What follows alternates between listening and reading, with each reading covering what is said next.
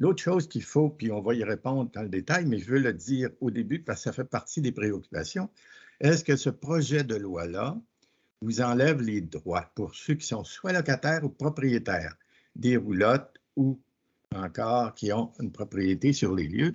Est-ce que ça vous enlève les droits que vous avez présentement? La réponse est non. Parce que si vous avez déjà des droits de locataires qui sont dans votre bail, habituellement avec la même durée, etc., la municipalité n'a pas à intervenir là-dedans. Et c'est la même chose sur les droits de propriété. L'autre chose, ce n'est pas un projet de la ville. Alors, je le dis d'entrée de jeu, parce que tantôt, ça va être confirmé, vous allez voir, par M. Chrétien, puis ça va être comment ça se déploie, tout ça. Donc, d'entrée de jeu, je pense que c'est bon aussi de le dire, parce que ce n'est pas un projet de la ville. Et lorsqu'un particulier présente un projet et qu'il passe le test des premières étapes, celles que je vous disais tantôt, nous devons de pouvoir entendre la personne et aussi présenter le projet pour débat. Bon. Alors, autre chose maintenant. Donc, je rappelle qu'on va vous demander d'être indulgent parce qu'on ne sait pas trop comment tout ça va se déployer en termes de répartition de la parole tantôt. Parce qu'il y a des gens qui vont pouvoir intervenir partant de la salle du centre civique et directement aussi de l'écran ici. Les étapes, le déroulement de la soirée, maintenant, on va tenter de faire en sorte que ce soit le plus fluide possible pour aller directement aux questions. Donc, après l'entrée que je suis en train de faire, il va y avoir la présentation du projet par M. Philippe Chrétien, qui est notre directeur de l'urbanisme. Et par la suite, déjà, pour ça, tantôt, je vous disais, je pense qu'on va avoir 2 périodes de questions. Première période, ce sont des questions que nous avons déjà reçues. Donc, nous en avons quelques dizaines. Nous avons tenté de les regrouper, mais tantôt, je vais annoncer ces questions-là et M. Chrétien va y répondre. Il y en a quelques-unes que déjà, je pourrais vous répondre en cours de route, mais M. Chrétien va y répondre. Je vais vous demander à ce moment-là, je vais répéter tantôt, d'être attentif à votre nom. Parce que pour chacune des questions, nous avons retenu votre nom aussi pour que vous soyez attentif pour rendre compte qu'on est en train de répondre à votre question. Ce qui va faire en sorte que si on n'a pas répondu de façon complète, par la suite, vous allez pouvoir intervenir directement pour pouvoir revenir sur des questions complémentaires. Donc,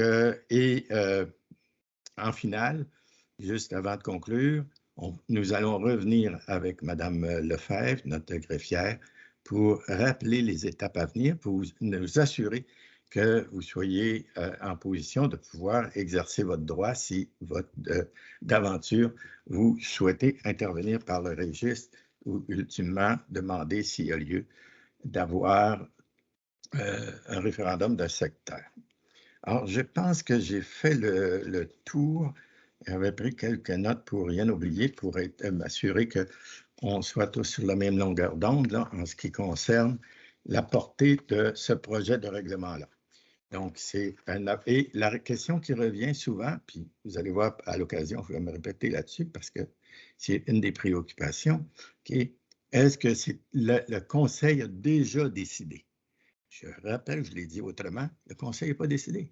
Le Conseil va décider à la lumière de la consultation que nous amorçons ce soir avec vous. Donc, je vais laisser la parole maintenant à M. Philippe Chrétien, notre chef, notre directeur d'urbanisme, pour pouvoir faire la présentation du projet. Merci beaucoup, M. Lessard. Effectivement, donc je vais vous présenter rapidement le processus réglementaire.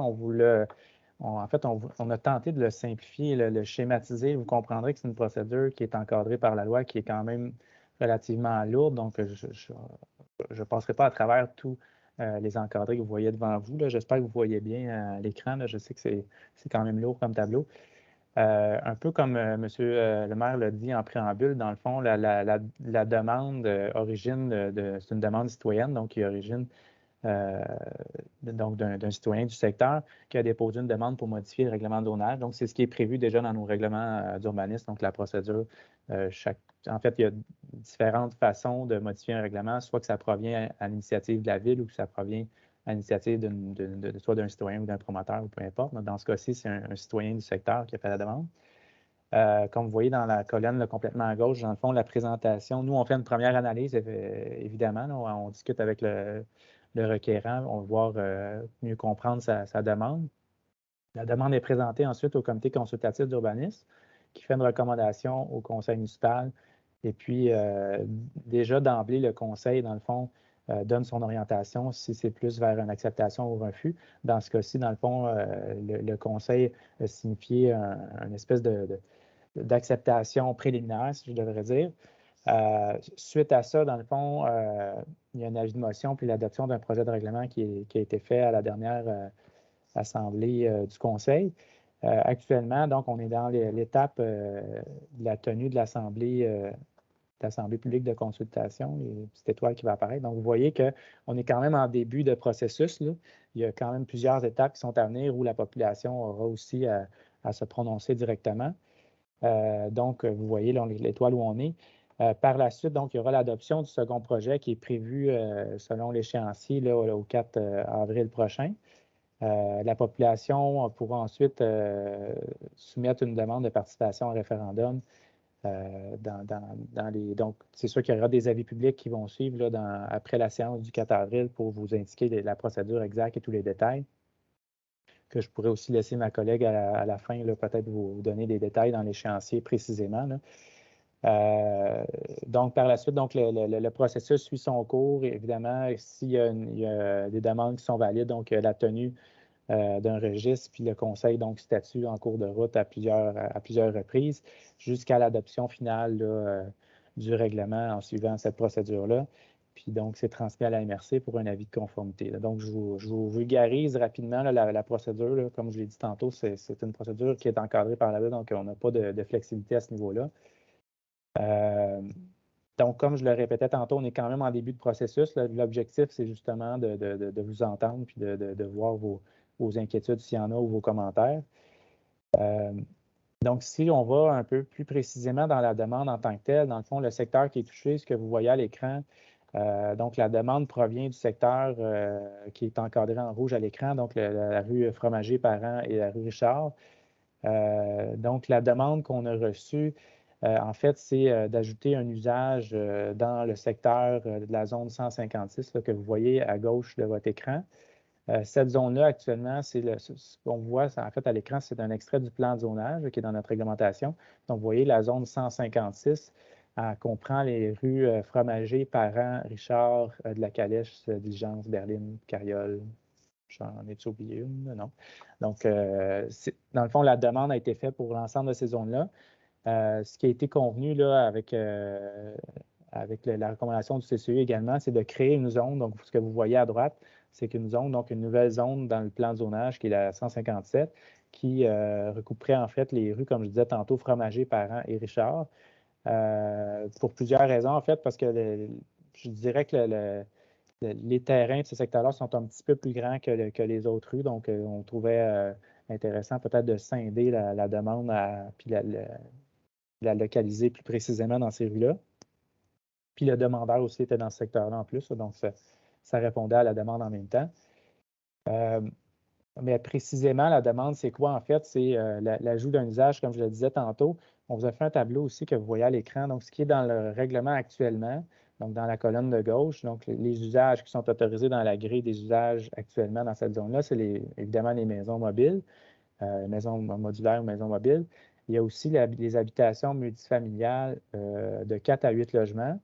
Par contre, ça s'applique seulement pour la requalification ou les développements de plus qu'un demi-hectare, donc 5 000 m² ou plus ou moins 54 000 pieds carrés.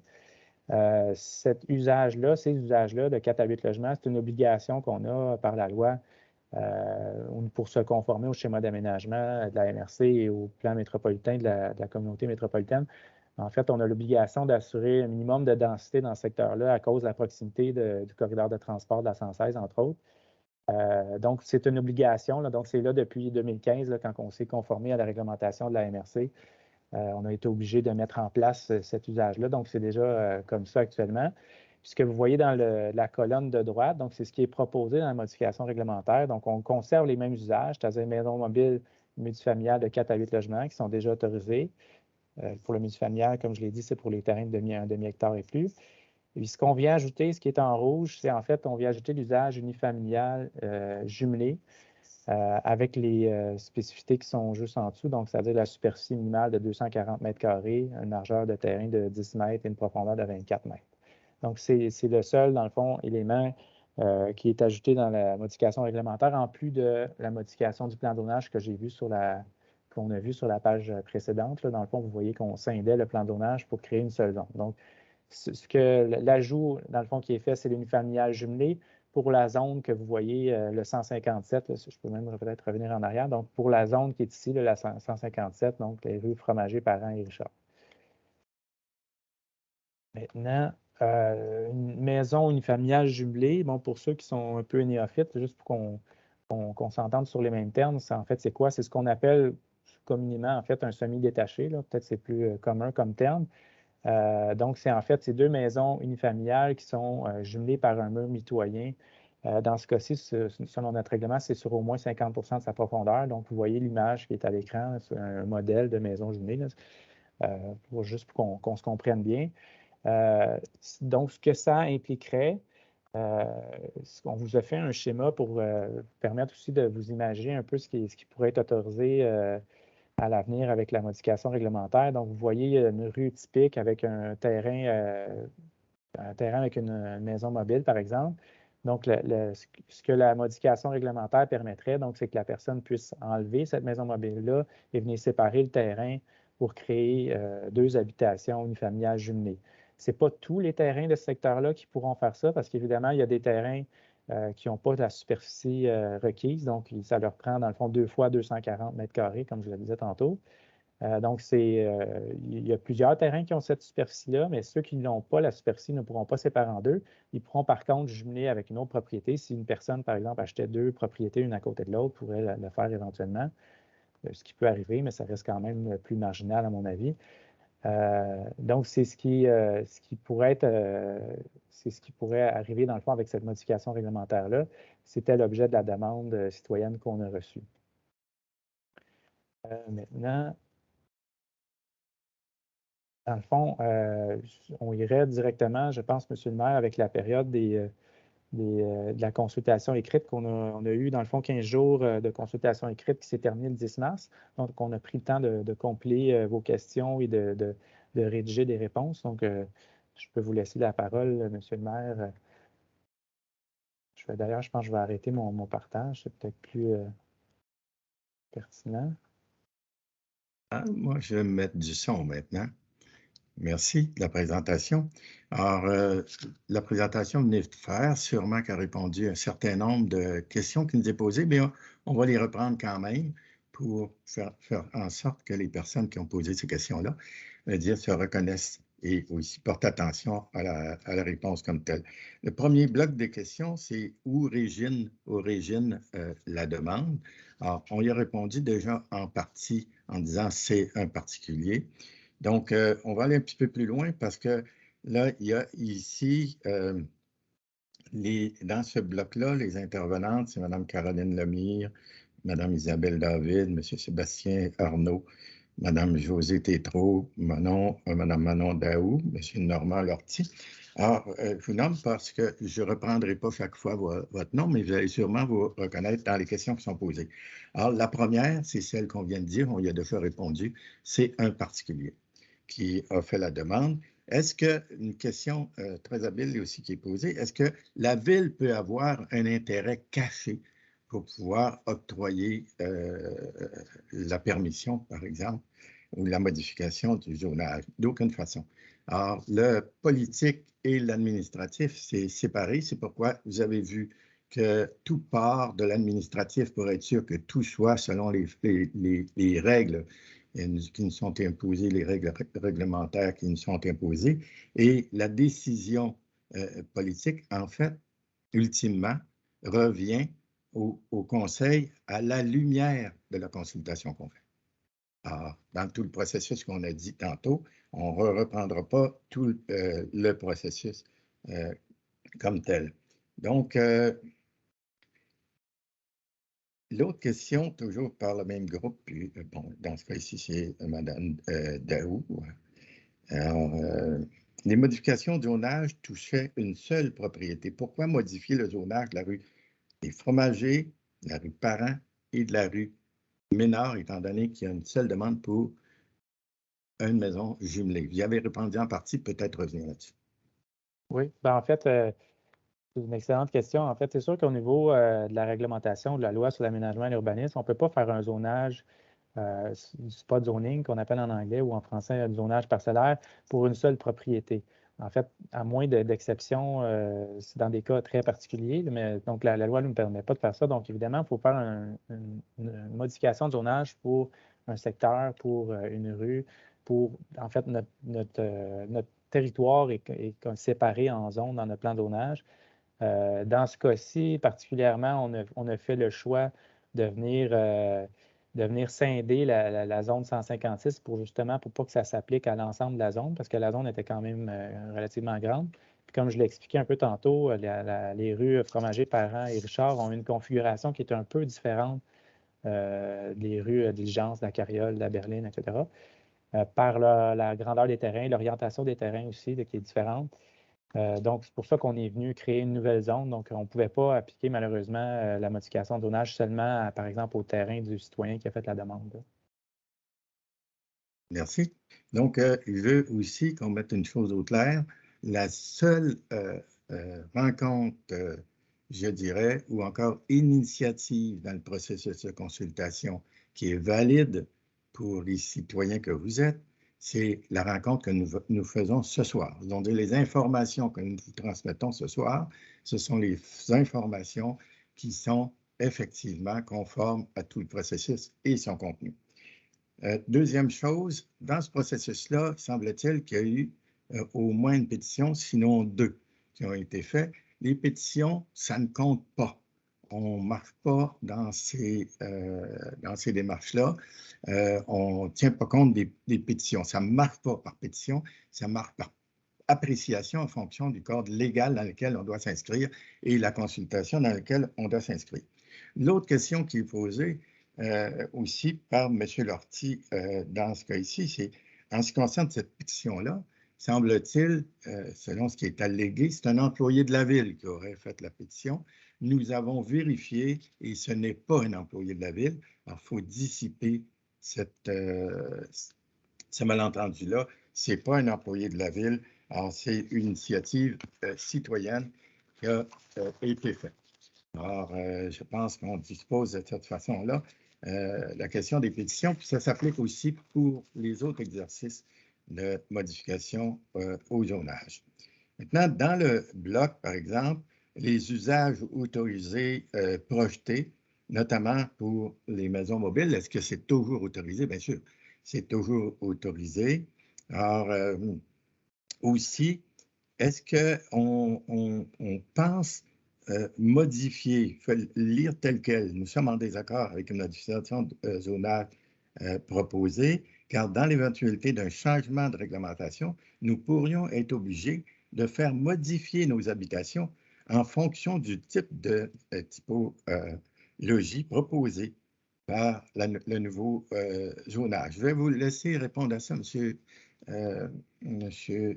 Chrétien, parce que je trouve que c'est très préoccupant pour les gens et ça fait partie d'ailleurs du fait que dès le départ, les gens, puis je les comprends aussi, et ce qui est dit, parce qu'il y a quelqu'un qui le décrit très bien, ce règlement n'est pas juste pour les personnes à revenus modestes qui n'avaient pas les moyens d'acheter le terrain lors de l'achat de leur maison mobile. Comme vous savez, il serait quasi impossible de trouver un autre terrain pour relocaliser les maisons mobiles concernées, sans compter les risques de dommages et les frais de déplacement courus, etc., etc. Donc, c'est développé ce propos-là par M. Gilles Cameron. Cameron. Et aussi, ça tient compte aussi du profil des autres questions qui va dans ce sens-là. Donc, est-ce que ça vient créer une obligation de modifier leur propriété pour les gens qui sont déjà dans le secteur? Bien, en fait, c'est ça, pas du tout, parce que comme je l'expliquais tantôt, l'usage des maisons mobiles il va demeurer autorisé. Donc, pour le secteur, si les gens veulent garder leur maison mobile, il n'y a rien qui va changer pour eux. La rénovation, la modification, la reconstruction va être possible des maisons mobiles. Donc, pour l'instant, il n'y a aucune. L'objectif n'est pas d'enlever l'usage de maisons mobiles, donc ça va rester tel quel, absolument. Donc, c'est dans le profil des questions de M. Desgagnés, Mme Lemire, Mme Dastou, M. Leclerc, et puis aussi Mme Tétrault, Mme Camiran, Mme Caponi, M. Lortie et M. Dussault.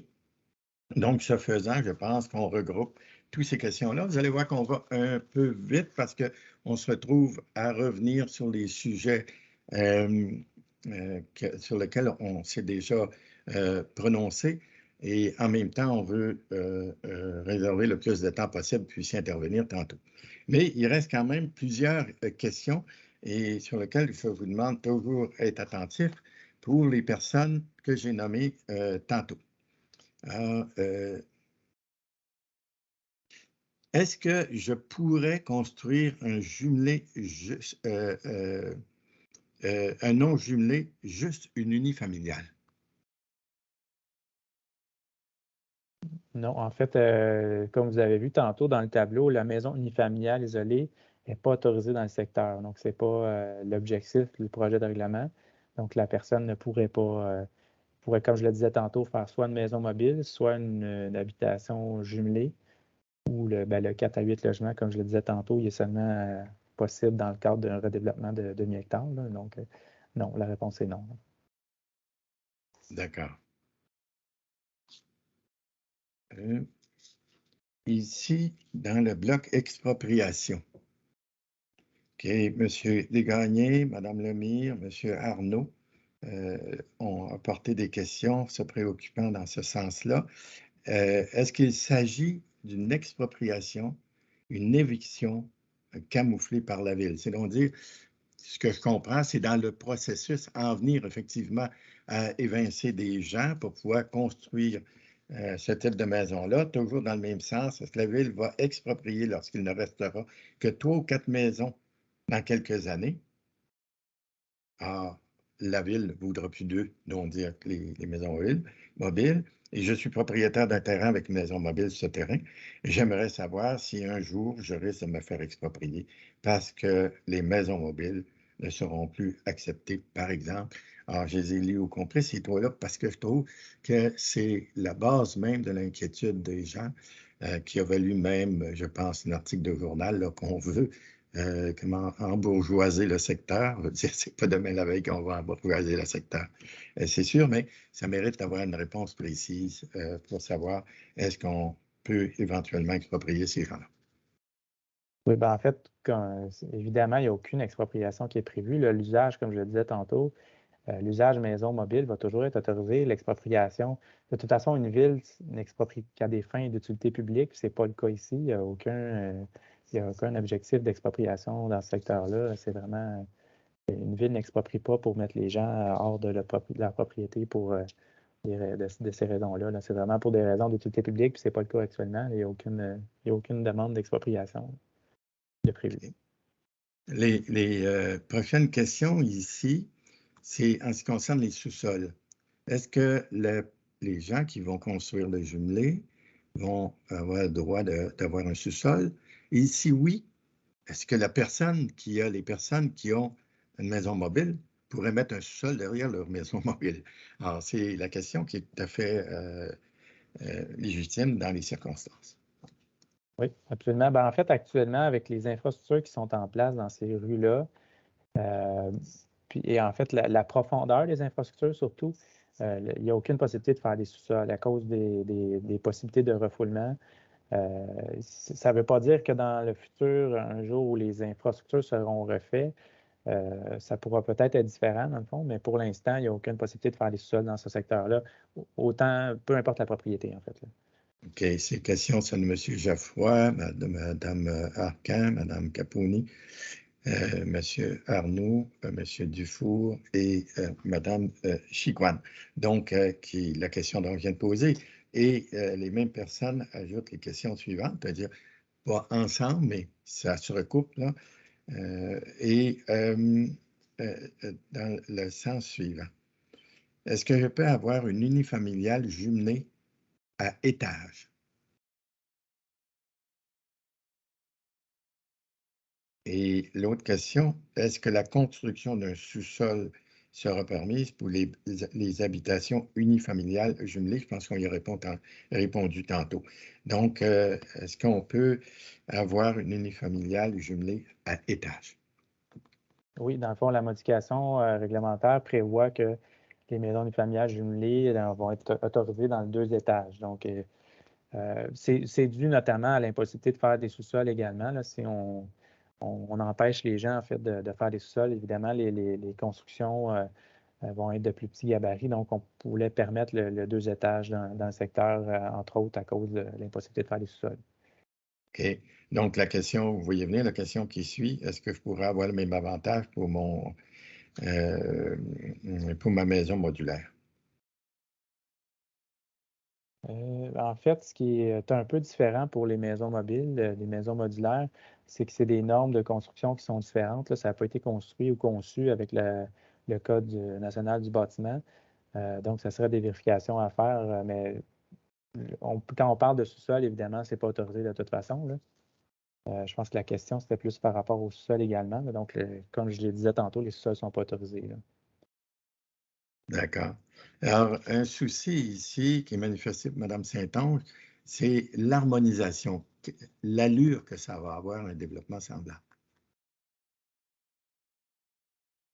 Oui, ben en fait, ce que je n'ai pas mentionné tantôt, c'est que, dans le fond, si la procédure de réglementation, si l'adoption, le règlement rentre en vigueur, dans le fond, on prévoit adopter une, en fait une section de notre règlement sur les plans d'implantation et d'intégration architecturale, spécifiquement pour ce secteur-là. Donc, c'est un règlement de PIA pour l'abréger. C'est quoi? En fait, c'est une réglementation discrétionnaire qui vient justement réglementer l'intégration des constructions, leur implantation, et l'harmonisation dans le secteur. Donc, je dis discrétionnaire parce qu'en fait, c'est à la discrétion du conseil municipal d'accepter ou de voir si ça respecte des critères qui sont dans notre règlement.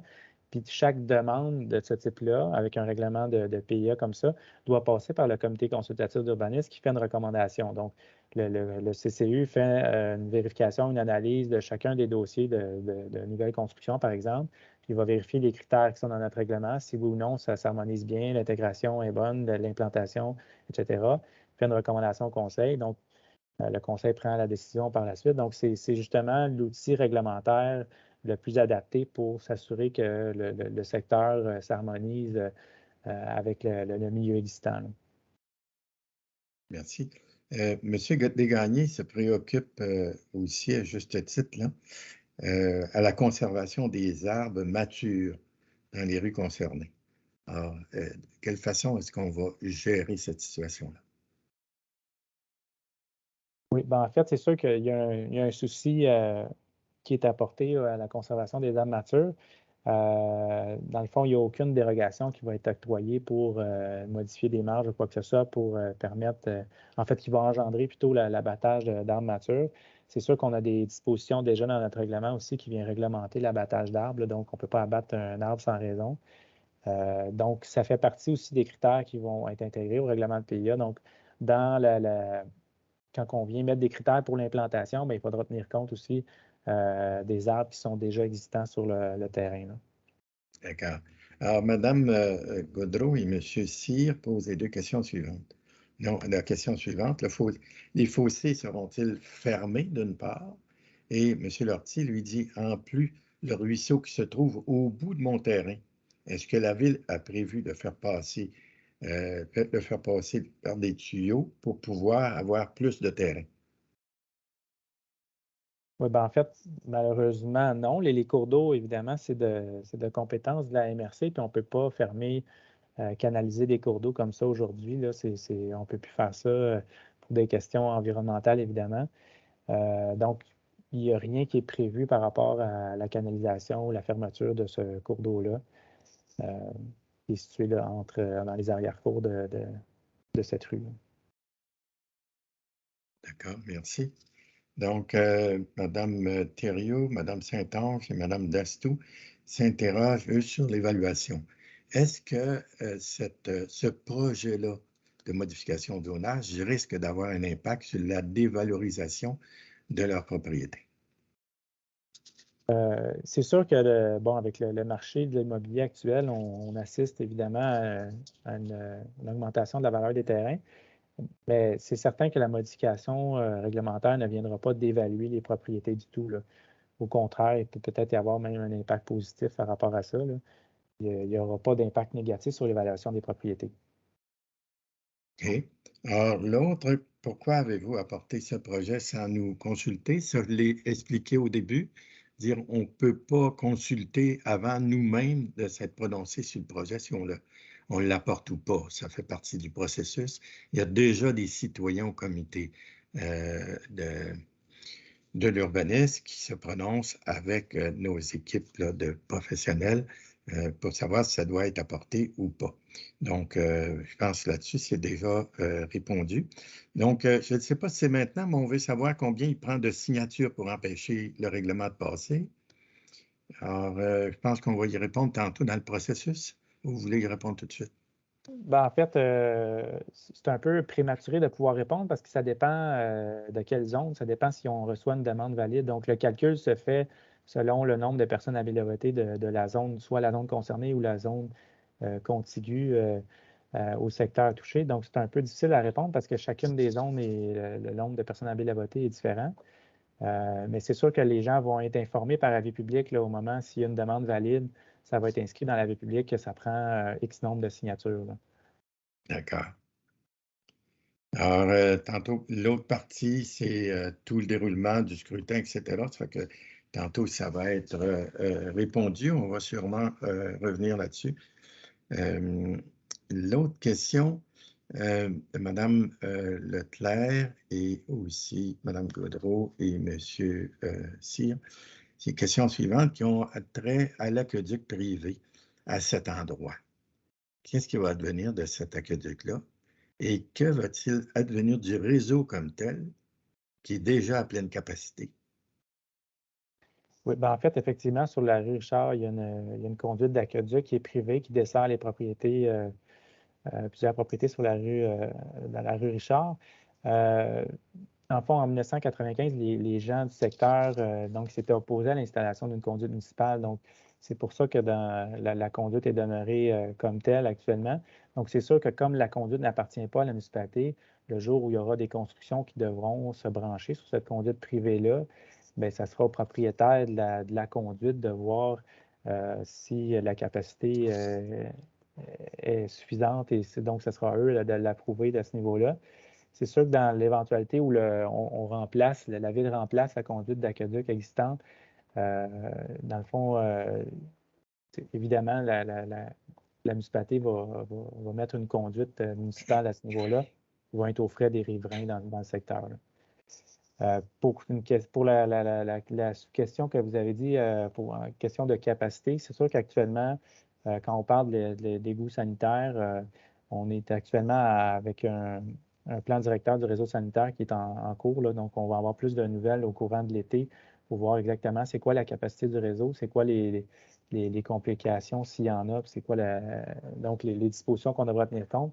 Puis évidemment, le secteur ne pourra pas se requalifier en entier sans que les infrastructures soient refaites éventuellement. C'est pour ça qu'on parle d'une requalification d'un secteur, mais qui se fait à long terme aussi. Donc, ce n'est pas quelque chose qui peut changer du jour au lendemain. Pour l'instant, les travaux de réfection complète de la rue Richard n'étaient pas prévus avant 10 ans, là. Donc, c'est pour ça qu'on parle quand même d'un projet qui se fait lentement et à long terme, là.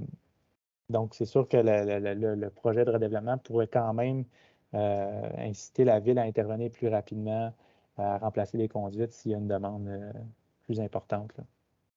D'accord, d'accord. Donc, vous avez répondu en partie à la prochaine question qui est à l'effet à quel moment on va reconstruire cette rue-là? Alors, à quelle date? Vous avez dit 8 ans environ. Plus de 10 ans. Plus de 10 ans. Plus de 10 ans maintenant. Est-ce qu'il va y avoir l'ajout de lampadaires puis de bordures dans cette rue-là? Alors, j'imagine de bordures au moment où on va faire la rue. Lampadaires, peut-être plus tôt, par exemple? Ben, en fait, c'est sûr que je ne pourrais pas répondre spécifiquement pour ces rues-là, parce que, comme je le disais, c'est dans plus de 10 ans, donc on n'est pas rendu à planifier spécifiquement, mais habituellement, quand on refait des rues de secteurs comme ça, toutes les infrastructures municipales sont pensées en tant que telles, c'est-à-dire les lampadaires, bordures, trottoirs s'il y a un besoin, dépendamment de la configuration de la rue, puis si c'est une collectrice ou une rue locale. Donc, tout ça est pensé. C'est sûr que c'est le service du génie qui gère toutes ces dispositions-là, mais comme je le disais, étant donné que c'est pour l'instant encore prévu à long terme, on n'est pas encore dans ce détail-là. D'accord. Donc, Madame Gaudreau et Monsieur Cyr nous interpellent sur l'impact que ces changements-là vont avoir sur le compte de taxes. Alors, rappelant que déjà, au niveau du compte de taxes, ils se trouvent eux autres aussi à contribuer pour le restant de la municipalité au niveau des trottoirs, des puisards, d'éclairage et l'entretien, etc., etc. Donc, ce que je répondrais, il faudrait compléter, d'abord, le compte des taxes est en fonction de l'évaluation municipale d'une part, et d'autre part, je rappelle aussi, puis je pense que vous pouvez nous suivre directement aussi depuis plusieurs années, puis nous, depuis qu'on est là en tout cas, le conseil municipal, l'exercice budgétaire qu'on fait chaque année, c'est très rigoureux et en fonction de projets très définis. Vous avez raison de dire que vous payez, chacun paye pour un ensemble de services aussi, mais un ensemble de services que vous avez aussi dans votre secteur. Alors, les taxes municipales permettent, entre autres, à l'ensemble de la population de profiter des parcs, des infrastructures sportives, des trottoirs, des équipements culturels, de la voirie, et j'en passe. C'est juste un petit rappel pour connaître M. Cyr et Mme Gaudreau. Je pense qu'ils savent pas mal, mais je pense qu'entre nous, il faut peut-être se le rappeler. Puis c'est bon aussi qu'ils nous signalent, les taxes, là, on en tient compte à tout bout de champ. En tout cas, si on négligerait d'en tenir compte, je suis certain que vous allez être tout prêt pour faire en sorte qu'on en tienne compte, c'est sûr. Alors, Madame Saint-Ange, Monsieur Lortie, dans les éléments autres, Madame Chicoine aussi, Monsieur Cyr, je vais reprendre les questions, aspects. OK. Est-ce que l'impact, par exemple, que ça peut apporter, l'accroissement du nombre de personnes et de véhicules qui circuleront dans nos rues tranquilles, parce que c'est un secteur effectivement tranquille, parce que ce sont les mêmes personnes, là, les résidents surtout qui circulent là. Alors, quel est l'impact estimé de ces changements-là sur la circulation? Ben, en fait, comme je le disais tantôt, on a quand même scindé la demande dans un secteur plus restreint. Donc, ce n'est pas un projet de requalification de l'ensemble du secteur, ça s'applique seulement à 3 rues. C'est sûr que la quiétude du quartier va être moins impactée aussi par le fait que ça va se dérouler sur une longue période. Donc, ce n'est pas quelque chose que du jour au lendemain va changer pour plusieurs raisons. Là, je vous l'expliquais aussi par rapport à la capacité des infrastructures. Là, on comprend qu'en date d'aujourd'hui, le secteur ne peut pas se transformer parce que les infrastructures qui sont présentes n'ont pas la capacité d'accueillir une requalification d'un secteur. Donc, c'est sûr que ça va se dérouler sur une très longue période. Donc, à notre avis, l'augmentation va être très graduelle et l'augmentation, si elle a lieu, en fait, là, donc je ne pense pas qu'on voit un nombre significatif de voitures ou de circulation qui viennent impacter à court ou moyen terme. Là. J'imagine que la réponse aussi s'applique pour les préoccupations qui suivent, qu'impliquera les travaux. Okay? Je rappelle que pour l'instant, c'est un seul bâtiment à 2 logements. Est-ce qu'il y aura plusieurs constructions qui se feront en même temps? Présentement, à notre connaissance, il n'y en a pas d'autres. Vous pourrez me reprendre là-dessus, amenant beaucoup de chantiers en parallèle, beaucoup de bruit, beaucoup de va-et-vient avec les camions, au détriment de la quiétude des lieux, de la sécurité des piétons dans les rues. nous aimerions qu'il y ait une clause au règlement pour limiter le nombre de permis octroyés en même temps. Est-ce que c'est possible, ça, dans le secteur? Ben oui, on peut faire graduellement un développement, mais s'il y avait un développement de secteur au complet, ce qui n'est pas le cas. Effectivement, je pense que le nombre de permis, on ne peut pas retenir des permis en prétextant qu'il y en a eu assez ou avoir un espèce de quota de permis. On ne peut pas faire ça. Mais comme je le disais, naturellement, c'est un peu ce qui va arriver parce qu'on est limité par l'absorption du marché, là, c'est évidemment, mais surtout par la capacité des infrastructures actuellement, là. Comme je le disais, on va avoir plus de détails sur l'étude qui va être faite, le plan directeur de l'égouts sanitaire du secteur. Mais la capacité des infrastructures fait qu'aujourd'hui, il ne peut pas y avoir un très grand nombre de terrains qui peut être qualifié. Donc, donc, naturellement, il va y avoir un frein un peu à cette requalification là, qui va se faire. D'accord. Dernière question. Les autres, je pense, regardaient en filigrane et je pense qu'on complète pas mal tout. Dernière question ici. Est-ce que le terrain du motel est inclus dans cette modification? Non, pas du tout. Dans le fond, comme vous l'aviez vu au début, ça concerne la rue Fromager, Richard et Parent, donc le secteur du motel, le secteur de la rue Lombardie-du-Moulin. Ce n'est pas un secteur qui est touché non plus. Puis, dans le fond, on exclut également les rues qu'on mentionnait tantôt, la Diligence, de la Calèche jusqu'à de la Berline, en fait, jusqu'aux limites de la rue Alvarez. Donc, tout ce secteur-là aussi a été exclu. Donc, pour l'instant, dans le fond, il n'y a rien dans le motel qui va changer à ce niveau-là. OK. Merci. Donc, il y a plusieurs pages, je dirais, d'opinion. Alors, ce sont les gens qui s'expriment par rapport à la compréhension qu'ils ont déjà du projet et l'opinion qu'ils ont et les inquiétudes qu'ils expriment, donc qui ne font pas partie des questions, mais pour qu'on retient tout autant. Avant de passer à la question à vous prêter la parole, donner la parole comme telle, je rappelle que l'exercice qu'on a fait présentement, je vous remercie, puis en même temps, vous félicite. Ce sont des questions légitimes et des plus pertinentes qui ont été apportées et qui nous interpellent aussi pour pouvoir bien voir si on a couvert tous les angles en termes d'information. Non seulement les questions sont pertinentes, mais aussi le ton et la présentation sont respectueuses. Et Saint-Basile-le-Grand, ça ne me surprend pas, là, mais je vous invite effectivement, pour les personnes qui vont intervenir, le faire aussi dans le respect habituel que vous exprimez. Ce qui n'empêche pas de pouvoir exprimer vos désaccords par ailleurs. Et lorsque vous croyez qu'il y a des éléments soit manquants ou encore avec lesquels vous n'êtes pas en accord. On va donc procéder à vous demandant d'intervenir dans l'ordre et monsieur, j'ai demandé à M. Beaupré, parce qu'il est plus familier que moi là, pour la gestion du team, tout ça, si ça avait été seulement que virtuel, je me serais débrouillé, parce que j'ai l'habitude de me débrouiller un peu, mais il doit gérer aussi la salle du centre civique. Donc, il va nous indiquer comment, M. Beaupré, il va distribuer la parole. Et par la suite, déjà, je vois qu'il y a des personnes qui lève la main là, pour pouvoir intervenir.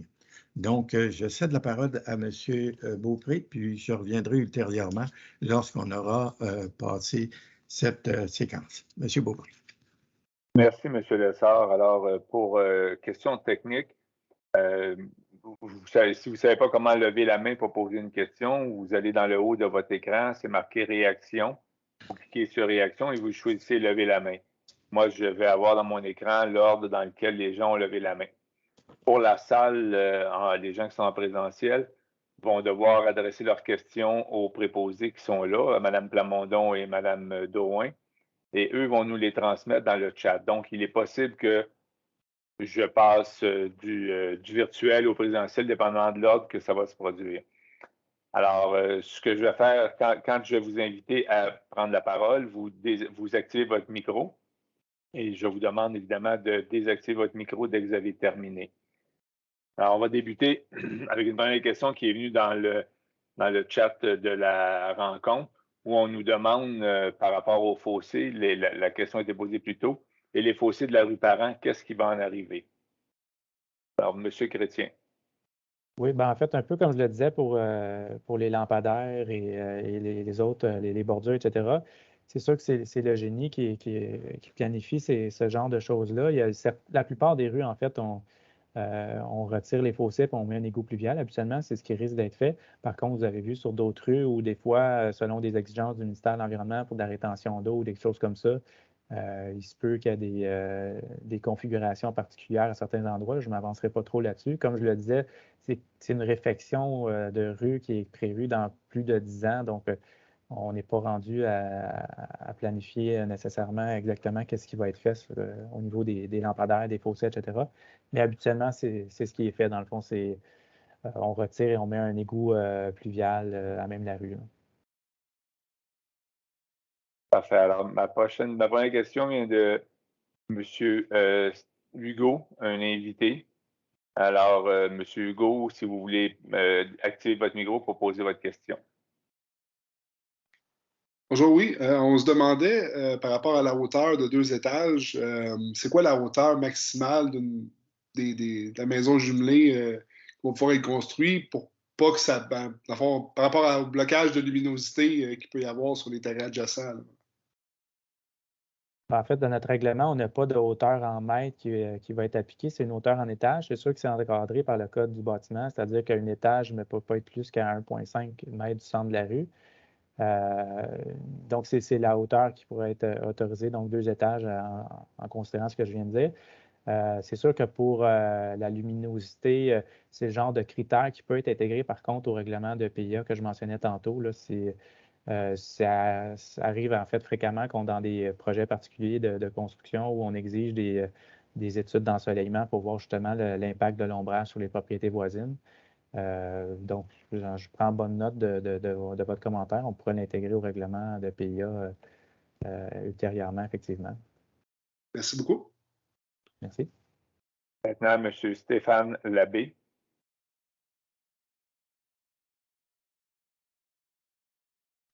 Oui, bonjour. Quand vous avez mentionné tantôt, est-ce que vous m'entendez? Oui. Quand vous avez mentionné tantôt que le prix des maisons mobiles ne devrait pas baisser, plutôt devrait monter en condition du marché actuel, comment expliquer que la nôtre a baissé de 40 000 cette année? Quand on n'a fait aucun travaux, c'est la même maison comparativement à l'année passée. Elle a baissé de 40 000 par rapport au dernier rôle d'évaluation? Oui. Bien, c'est sûr que l'évaluateur est passé, c'est un nouveau rôle d'évaluation. Donc, normalement, l'augmentation moyenne, je ne me souviens plus, Jean-Marie, c'est quoi? C'est 16 je pense? Oui, c'est 16 mais c'est très variable. C'est Ça ça. dépend beaucoup du marché parce que les analyses sont faites c'est 18 mois avant l'entrée en vigueur du rôle. Donc, le rôle entre en vigueur le 1er janvier 2022. Donc, on ramène la valeur au 1er juillet 2020. 2020. Donc, et c'est fait en fonction des prix de vente qui sont faits dans un secteur similaire, dans une région similaire, dans les 6 mois précédents le 1er juillet 2020. Évidemment, si vous voulez un peu plus de détails, si vous n'êtes pas d'accord, je vous invite à entrer en communication avec la firme d'évaluation qui pourra effectivement vous donner plus de détails si ce n'est pas déjà fait, évidemment. Je vous confirme que la firme d'évaluation n'est jamais passée. J'ai parlé avec le monsieur directement par téléphone. Parce que ça, je suis copropriétaire de cette maison-là. J'ai une autre maison aussi, là. Mais, tu sais, je ne comprends pas les prix, là. Je suis dans le domaine, moi, puis je comprends. Je suis content, mon compte de taxe est plus bas, là, mais à part ça, tu sais, si je veux vendre ma maison, puis quelqu'un suit là-dessus, ça vaut rien, là. Ben, en fait, c'est sûr qu'actuellement, avec le marché actuel, on voit là, les propriétés qui sont à vendre dans ce secteur-là, ou même dans tous les secteurs de la ville, là, mais particulièrement dans ce secteur-là, il y a des propriétés qui sont à vendre et qui vendent vraiment une valeur beaucoup plus élevée que l'évaluation municipale. C'est à peu près toujours le cas, là, sauf exception. Ça risque d'être le cas dans le cas de votre maison spécifiquement aussi. Mais c'est sûr que l'évaluateur, lui, a des critères spécifiques. Donc, il regarde, comme M. Beaupré disait, les prix des ventes qui se sont faites dans le secteur. Il regarde s'il y a eu des travaux, effectivement. Là, dans votre cas, vous dites qu'il n'est pas passé. Donc, c'est une multitude de facteurs, mais la ville en tant que telle, nous, dans le fond, c'est un mandat qu'on donne à une firme d'évaluation. On n'a pas de contrôle là-dessus. Dans le fond, on fait juste appliquer ce que l'évaluateur qui fait, donc il suit les règles d'évaluation foncière qui sont encadrées au niveau provincial. Parfait, merci.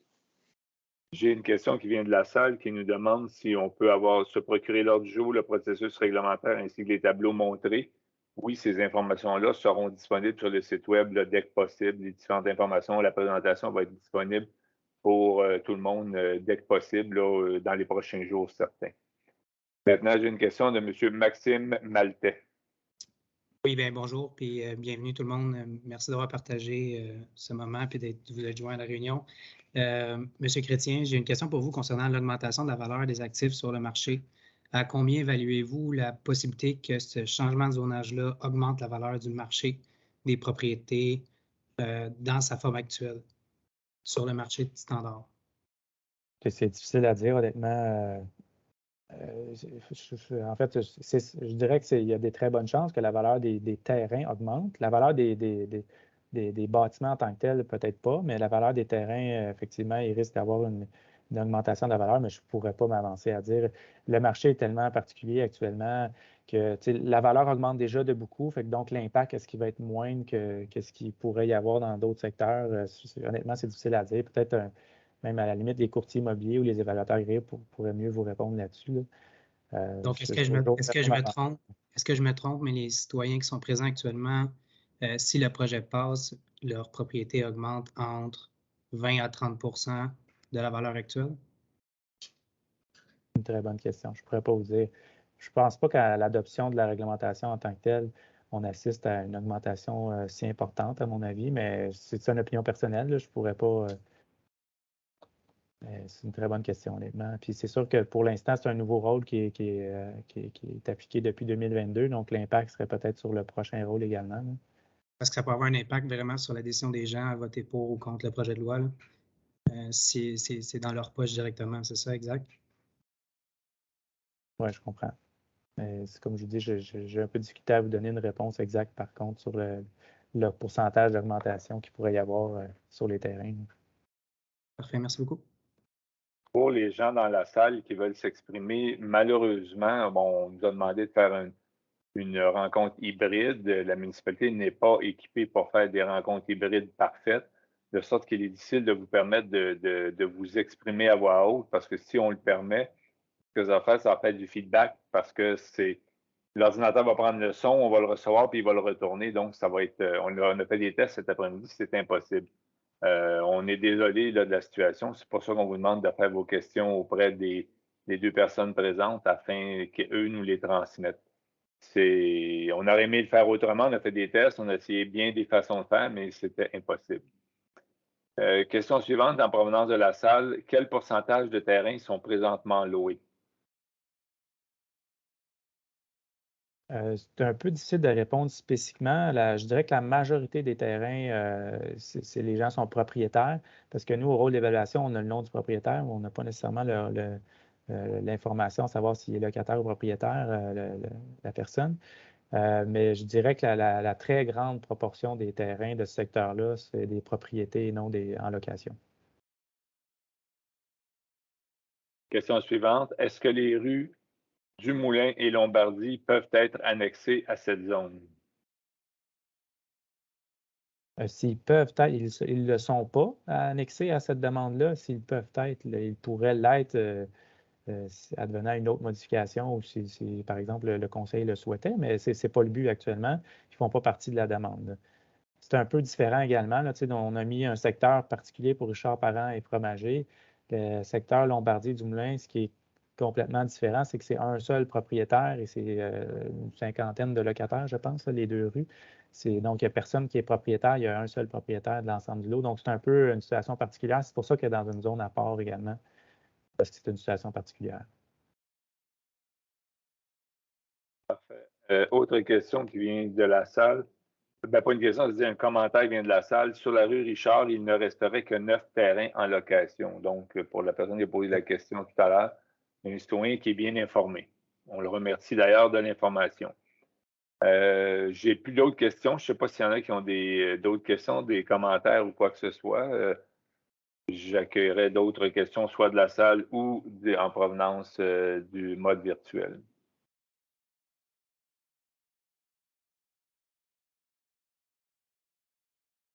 Alexandre, désolé de ne pas vous donner votre nom de famille, je ne le sais pas. Oui, pas de problème. Bonsoir. Je voulais juste confirmer, là, dans le fond, ce qu'on débat, là, ça serait des semi-détachés sans sous-sol, c'est bien ça? Exact. Avec les infrastructures actuellement, les sous-sols est impossible. Ça ne veut pas dire qu'un jour, comme je disais, dans un certain nombre d'années, si la ville refait les infrastructures et que les sous-sols sont possibles, actuellement, en fait, les sous-sols ne sont pas interdits réglementairement, ils sont juste interdits parce que le service du génie ne les permet pas à cause des refoulements. Ça ne veut pas dire que dans 10, 15, 20 ans, les sous-sols ne seront pas autorisés, par exemple. Parfait. Puis, dans le fond, si la valeur des terrains augmente, est-ce que ça signifie une augmentation de taxes aussi? Est-ce que tu veux que je réponde, Jean-Marie? En fait, c'est sûr qu'une augmentation de la valeur des terrains peut signifier une augmentation de taxes. Par contre, le taux de taxe, des fois, comme là, on l'a vu avec un nouveau rôle qui a augmenté en moyenne de 16 bien, le taux de taxe n'a pas augmenté de 16 donc le taux de taxe il a été ajusté en conséquence aussi. Donc, ça ne veut pas dire nécessairement que le compte de taxes va augmenter dans la même proportion que le terrain va augmenter. Parce que, comme je disais tantôt, le bâtiment en tant que tel va augmenter évidemment parce que les coûts des matériaux augmentent, etc. Mais l'impact de la modification réglementaire n'aura pas d'impact sur la valeur du bâtiment, il va avoir un impact sur la valeur du terrain. Donc, si par exemple le terrain augmente de 10 mais que l'ensemble de l'immeuble vaut 300 000 et le terrain 100 000, par exemple, bien donc c'est juste une proportion du 300 000 qui est augmenté de 10 ce n'est pas l'ensemble.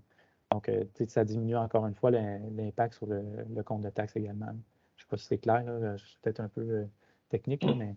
Ça va, merci. Puis, dernière question. Suite à la rencontre de ce soir, si on veut suivre l'avancée de tout ça, c'est après la rencontre du 4 avril, pardon. Oui, bien, tout à l'heure, la procédure va être expliquée un peu plus en détail. Là, il y a quelques questions qui viennent du chat, d'ailleurs, là, que je vais poser à cet effet-là à Maître Lefebvre, sûrement. Mais pour l'instant, pardon? Oui, peut-être, si vous permettez. Deux choses. D'abord, pour la question de monsieur, je pense que ça va permettre aussi une période de questions sur les étapes par la suite. Alors, Mme Lefebvre va présenter les étapes, tout ça, puis pour être sûr que les gens vont bien comprendre, pourra intervenir pour poser des questions là-dessus. D'autres choses qui seraient intéressantes, M. Beaupré, peut-être aussi, lorsqu'on donne la parole, peut-être demander à la personne son nom complet, puis sur quelle rue elle demeure.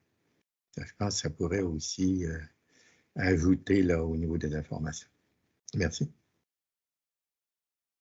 Question suivante. Concernant l'harmonisation du quartier, il me semble que nos petites maisons, nos mini-maisons et non pas nos pas roulottes ou maisons mobiles qui sont plutôt immobiles, donc nos maisons auront l'air écrasées à côté d'une habitation de 2 étages. C'est plus un commentaire qu'une question. Je ne sais pas si Philippe, tu as quelque chose à dire. En fait, un peu comme je disais tantôt, c'est sûr qu'il y aura un impact à long terme sur l'aspect visuel, mais dans le fond, avec le règlement sur l'implantation, l'intégration architecturale, on va essayer de minimiser ça aussi. Par exemple, les jumelés qui vont présenter les gens qui vont présenter des plans de jumelés avec une toiture, avec une pente qui est extrêmement haute, bien, probablement, là, je ne présume pas de la réception du comité consultatif, mais probablement que cette demande-là va faire l'objet d'une discussion au niveau des critères d'intégration. Bien, ils vont peut-être dire de choisir une pente ou une hauteur qui va être inférieure aussi, justement pour minimiser l'impact sur les autres propriétés. Donc, c'est le genre de choses qui sont justement à la discrétion du conseil en bout de ligne, mais qui sont aussi recommandées par le CCU à ce niveau-là. Parfait, merci. J'ai 3 questions qui se recoupent, qui viennent également de la salle. Quand sera-t-il possible de signer pour la suite, là, pour s'opposer au projet? Maître Lefebvre.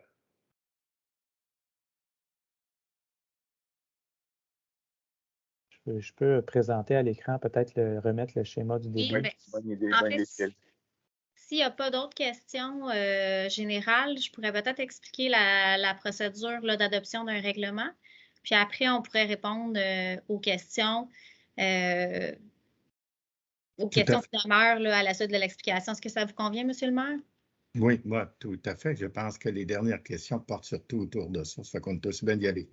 Il va m'en rester une seule là, que je vois qui n'est pas reliée à ça, mais vas-y, Marie-Christine, on répondra à la question par la suite. Parfait. Donc, comme M. Beaupré vous l'a mentionné, évidemment, ça va être disponible aussi sur le site web là, si vous voulez suivre les différentes étapes, parce que je suis consciente que même si c'est un tableau qui est synthétisé, c'est pas évident à comprendre. Donc, vous allez pouvoir suivre les différentes étapes. On a essayé de vous mettre ça aussi par couleur pour que ça soit plus clair. Comme vous pouvez voir à gauche, il y a l'étape 1, dans le fond, qui sont les démarches vraiment préalables.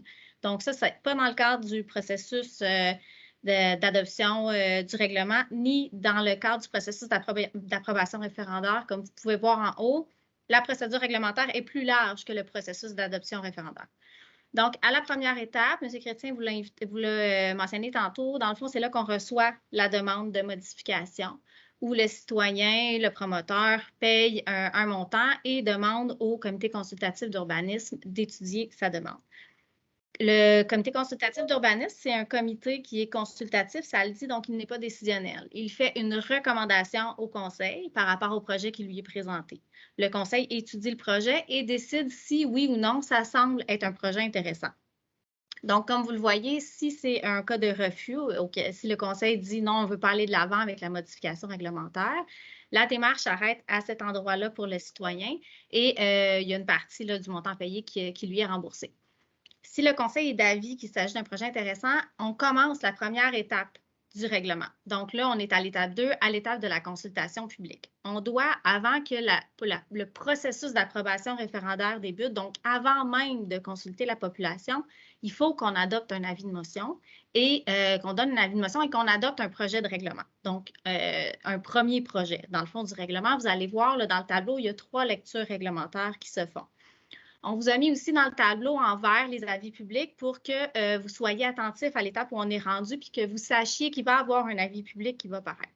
Encore une fois, je suis consciente que l'avis public, c'est des termes légaux, que ce n'est pas toujours clair. Mais comme dans tous les avis publics, vous avez notre adresse courriel, puis n'hésitez pas à nous appeler. On va vous éclairer, on va vous aider à comprendre le langage. Mais nous, on est tenus par la loi de prendre vraiment le nom des étapes qui sont décrites dans la loi et de les reprendre dans la vie publique. C'est un peu ça aussi, dans les différentes étapes, on a essayé de vous rendre ça clair, mais aussi de maintenir le nom des étapes pour pas que ça sème la confusion chez vous. Donc, pour pas que vous arriviez en voyant la vie publique puis en vous disant, mais mon Dieu, ça ne correspond pas avec le tableau, on n'est pas rendu à cette étape-là. Donc, il va y avoir la tenue de l'Assemblée publique de consultation. Cette fois-ci, c'était particulier. On fait un mode hybride parce qu'on était encore dans les mesures COVID. Donc, vous avez eu la chance de vous exprimer par écrit 15 jours, ce qui ne se fait pas normalement. Et on fait la séance là, aussi ce soir pour permettre aux gens de s'exprimer.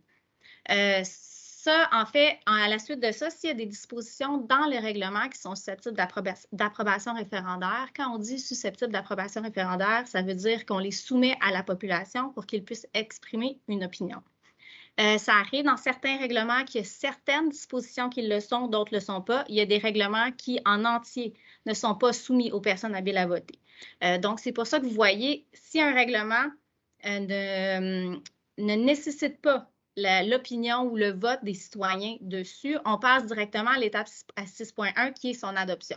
Ce n'est pas le cas du règlement, du projet de règlement qui a été adopté, de celui qu'on discute ce soir, dans le fond. Donc, on va automatiquement nous passer à l'étape suivante. Ça contient des dispositions susceptibles d'approbation référendaire, donc on s'en va à l'étape 3 qu'on a appelée demande de participation. Donc, à la prochaine séance du Conseil, qui va être le 4 avril, puisqu'on a tenu l'Assemblée publique de consultation, on va adopter un second projet de règlement. Mais encore une fois, j'insiste sur le mot projet. Ce n'est pas le règlement, c'est le projet, parce que c'est à la toute fin qu'on adopte le règlement. Une fois que le second projet de règlement est adopté, vous allez encore une fois avoir un avis public. Cet avis public-là va vous demander si vous souhaitez participer à un référendum, ce qu'on appelle, nous, le registre qui est à l'étape 4. Dans le fond, dans l'avis public, on va vous dire avec un graphique, voici la zone concernée, voici les zones qui sont contiguës. Par les zones contiguës, on veut dire les zones qui sont collées là, sur la zone visée. Et vous allez avoir une période de 8 jours pour nous envoyer des signatures. Les signatures, ça prend un peu la forme de pétition. c'est pas indiqué que c'est une pétition parce que c'est pas vraiment une pétition, c'est pas le terme qui est employé par la loi. Et M. le maire vous l'a bien indiqué tantôt, la pétition qui a été déposée à mon bureau et la même pétition qui a été déposée en séance, on l'a dans nos dossiers. Je sais qu'il y a plusieurs noms, mais ça ne répond pas aux critères de la loi pour les signatures qui sont requises. Donc, on l'a mis dans le dossier, mais ça ne satisfait pas. Donc, ceux qui ont signé la pétition, sachez que vous allez devoir re-signer la demande de participation à un référendum pour que votre signature compte. Dans la vie publique, vous allez avoir toutes les conditions à respecter. Si vous ne les comprenez pas, vous m'appelez. Donc là, la façon dont ça fonctionne, vous allez avoir, si ma mémoire est bonne, dans les 4 zones qu'on a, la zone visée, la zone contiguë, on dépasse dans tous les cas 21 personnes habiles à voter. Donc, vous allez avoir besoin de 12 signatures. La loi en prévoit moins s'il y a moins de 21 personnes habiles à voter, mais ce n'est pas le cas dans ces zones-ci. Donc, vous allez devoir recueillir dans votre zone, vous allez avoir le plan dans la vie publique, les 12 signatures. Donc, ce que vous allez faire, c'est que vous allez venir déposer vos 12 signatures et on va passer à l'étape suivante s'il y a seulement une zone qui dépose une demande, que ce soit la zone visée ou la zone contiguë. Donc, l'étape suivante, c'est l'étape du registre. À l'étape du registre, avant de débuter, ce qu'on doit faire, c'est adopter un règlement résiduel. Donc, le règlement résiduel, ça va être toutes les dispositions qui ne sont pas contestées, donc pour lesquelles vous n'avez pas donné une signature, ou les dispositions qui ne sont pas susceptibles d'approbation référendaire, parce que tantôt, je vous ai dit que dans un règlement, il pouvait avoir des dispositions qui l'étaient et d'autres qui ne l'étaient pas au sein d'un même règlement. Donc, on va adopter le résiduel sur lequel vous n'avez pas à vous prononcer et on va adopter ensuite un règlement distinct par disposition qui vont avoir fait l'objet d'une demande. Donc, une même zone, par exemple la zone visée, pourra faire une demande pour différents articles du règlement. Là, je n'ai pas le règlement sous les yeux, là, mais dire je m'oppose à l'article 2, je m'oppose à telle disposition. Et puis, chacune des dispositions qui sera contestée, donc pour lesquelles on aura reçu des signatures, on va adopter un règlement distinct pour ça. Ensuite, on va tenir un registre que vous allez venir signer, encore une fois. Donc, vous allez, par avis public, on va vous annoncer la procédure d'enregistrement. Et vous allez vous déplacer pour venir signer un registre à la mairie. Vous allez nous indiquer, justement, vous allez signer votre nom, vous allez nous fournir vos pièces d'identité. Si on n'a pas le nombre de demandes valides, là, vous allez me demander c'est combien les signatures, mais c'est un calcul. Donc, je ne suis pas en mesure de vous répondre aujourd'hui. En fait, la loi nous prévoit un calcul en fonction du nombre de signatures, du nombre de personnes habiles à voter par zone. Donc, si j'ai une zone, si j'ai 2 zones, si j'ai les 4 zones, le calcul ne sera pas le même. Donc, en date d'aujourd'hui, en fait, tant que nous n'aurons pas reçu les signatures, je ne pourrai pas vous dire le nombre de signatures qui va être requise pour passer à l'étape suivante. Si on n'a pas assez de signatures, le règlement va être réputé approuvé par les personnes habiles à voter. Ce que vous voyez dans le tableau PHV, c'est personnes habiles à voter. Si on a reçu une ou plusieurs demandes valides, on passe à l'étape suivante. Là, en haut, c'est écrit décision du conseil. Parce que le conseil, ce qu'il va avoir à choisir, dans le fond, il va décider, est-ce que je retire le règlement? Auquel cas, vous allez voir une résolution. Ou est-ce que je décide d'aller de l'avant avec le projet malgré l'opposition citoyenne et de tenir un scrutin référendaire? Donc, un scrutin référendaire, c'est pratiquement l'équivalent d'une élection. En fait, vous avez vécu pour la plupart le référendum, la question du oui ou non pour la séparation du Québec, c'est un peu le même principe. En fait, c'est que vous allez vous présenter aux urnes, vous allez avoir une question qui va être clairement indiquée sur votre bulletin de vote, vous allez devoir cocher oui ou non. Et c'est à la suite de ce scrutin référendaire-là qu'on va déterminer si le règlement est rejeté par les personnes habiles à voter ou approuvé par les personnes habiles à voter. Puis ensuite, on arrive à la dernière étape, qui est l'adoption du règlement. L'adoption du règlement, comme vous pouvez voir dans le tableau, peut se faire à plusieurs étapes. Mais à l'étape 6.2, on parle du moment où le règlement est vraiment adopté. Donc, soit parce qu'il n'y a pas de disposition susceptible d'approbation référendaire ou soit parce qu'on n'a pas eu de demande valide. Et ensuite, ce n'est pas la fin du processus d'approbation référendaire. Il faut également obtenir l'examen, l'approbation de la MRC, dans le fond, pour un examen de conformité. Et c'est à ce moment-là que le règlement va entrer en vigueur. Et encore une fois, vous allez avoir un avis public qui va vous aviser de cette situation-là. Parfait, Marie-Christine. Une question complémentaire à ça. Qu'est-ce qu'une personne habile à voter? En fait, une personne habile à voter doit être majeure, elle doit être dans une des zones visées, elle doit être inscrite sur la liste électorale ou avoir la possibilité d'être inscrite sur la liste électorale. Donc, si vous avez une adresse dans la zone, là, c'est facile. Pour la plupart, en plus, on vient d'avoir des élections municipales. Donc, dites-vous que si vous étiez sur la liste électorale, vous êtes des personnes habiles à voter. Si vous êtes dans le secteur, bien évidemment, donc dans la zone visée ou la zone contiguë. C'est sûr qu'il y a quelqu'un qui habite sur le chemin du Richelieu, ce n'est pas une personne habile à voter parce qu'elle n'est pas dans le secteur visé ni dans le secteur contigu. Mais encore une fois, vous allez avoir tout le détail dans la vie publique. Je vais vous dire quelles pièces d'identité sont acceptées aussi. Parce que vous allez devoir, là, comme je vous disais, quand vous allez vous présenter à mon bureau pour la tenue du registre, vous allez devoir avoir en main des pièces d'identité. Et ces pièces d'identité-là, c'est des pièces qui sont reconnues, là. Donc, ça peut être les cartes de Forces armées canadiennes, ça peut être des cartes de statut d'Indien, mais sinon, c'est le permis de conduire, la carte d'assurance maladie. Il faut que vous soyez en mesure, avec une autre pièce d'identité, de prouver votre adresse. Donc, mais tout ça, ça apparaît encore une fois dans la vie publique, c'est détaillé les unes après les autres. Parfait, merci.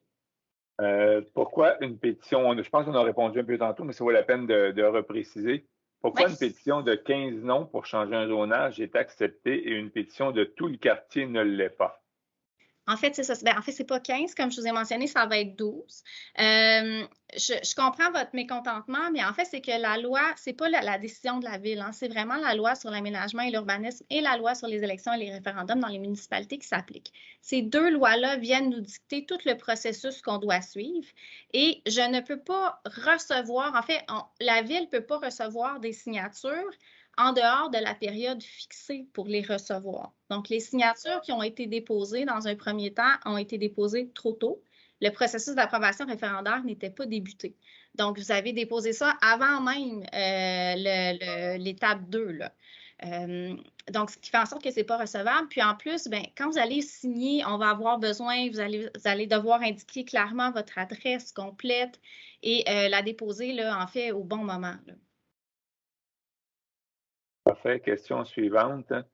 Il serait apprécié de recevoir la confirmation de la hauteur permise des semi-détachés en 2 étages. Est-ce que ça pourrait atteindre 12 mètres ou 36 pieds? En fait, comme je le disais tantôt, la hauteur des immeubles dans notre règlement n'est pas déterminée en mètres, elle est déterminée en étages. Donc, c'est un peu difficile à vous dire si 12 mètres serait autorisé, là. Mais comme je le disais également, là, au niveau du règlement sur les PIA, on va s'assurer qu'il y a une certaine harmonisation dans les hauteurs des immeubles. C'est sûr qu'un 2 étages va forcément être plus élevé qu'une maison mobile voisine, mais on va s'assurer que l'intégration soit en fait, qu'il y a une meilleure intégration possible, si on veut, par les toitures et les hauteurs qui vont être soumises. Là. Parfait, merci. Un peu, il faut que je retrouve les questions.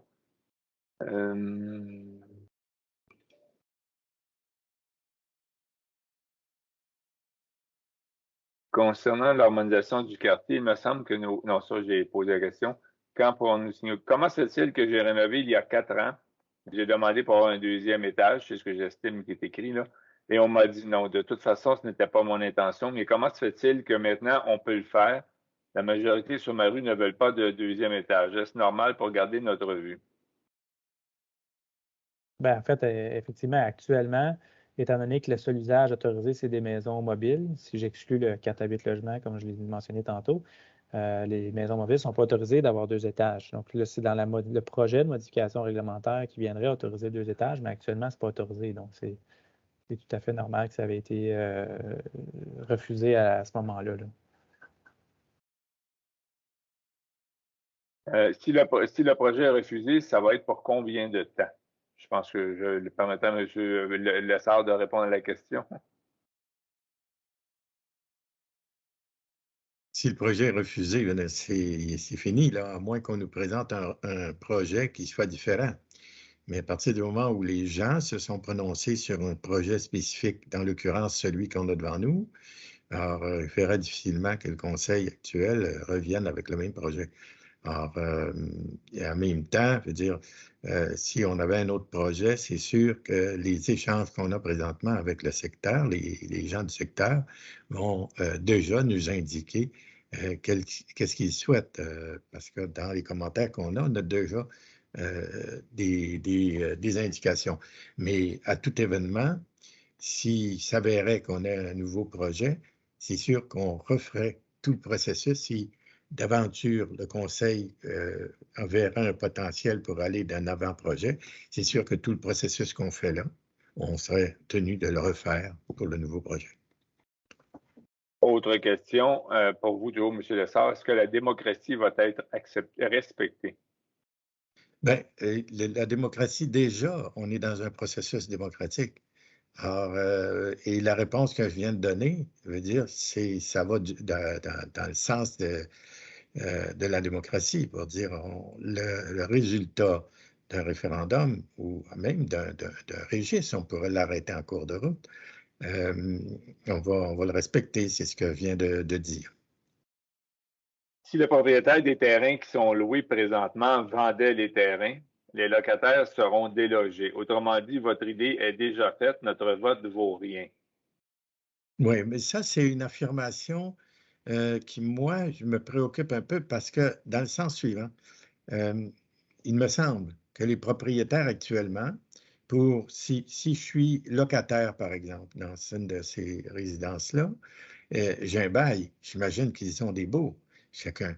Alors, si un bail, c'est le bail qui détermine le temps où vous êtes lié à ce propriétaire-là comme locataire. Alors, à la fin du bail, vous décidez avec lui de le renouveler ou pas.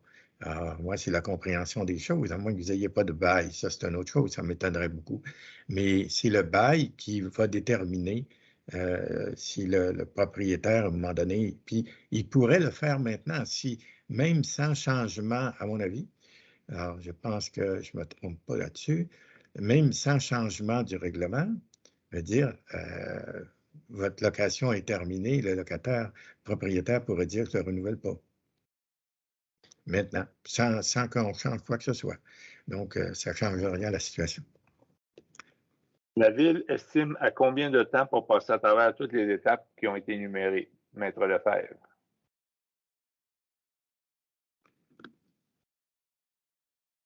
Je m'excuse. Donc, pour la procédure complète? Oui. À partir d'où on est présentement, là. Combien de temps on a pour passer au travers du processus complet? Mais en fait, c'est qu'à chacune des étapes, quand on passe d'une étape à l'autre, on a un délai à respecter. Là. Quand je vous parlais de la demande de participation à un référendum, bien là, c'est un 8 jours. Quand on adopte des règlements, bien, on doit vous faire un avis public, donc ça doit être fait au moins 5 jours avant. Et on doit absolument tenir le registre dans les 30 jours, dans le fond, de l'adoption du règlement puis du règlement résiduel. Ensuite, on doit, si on se rend à l'étape du scrutin, si ma mémoire est bonne, c'est dans les 90 jours qui suivent, dans le fond, l'avis public là, qui vous signifie la période d'enregistrement. Donc, à chacune des étapes, c'est difficile à dire. On a un délai pour chacune des étapes à respecter. Là. Mais en tout et partout, si le processus suivait son cours, disons, si on se situe à l'étape 4, bien, ça serait le 2 mai qu'on adopterait dans le fond, le règlement résiduel puis les règlements distincts.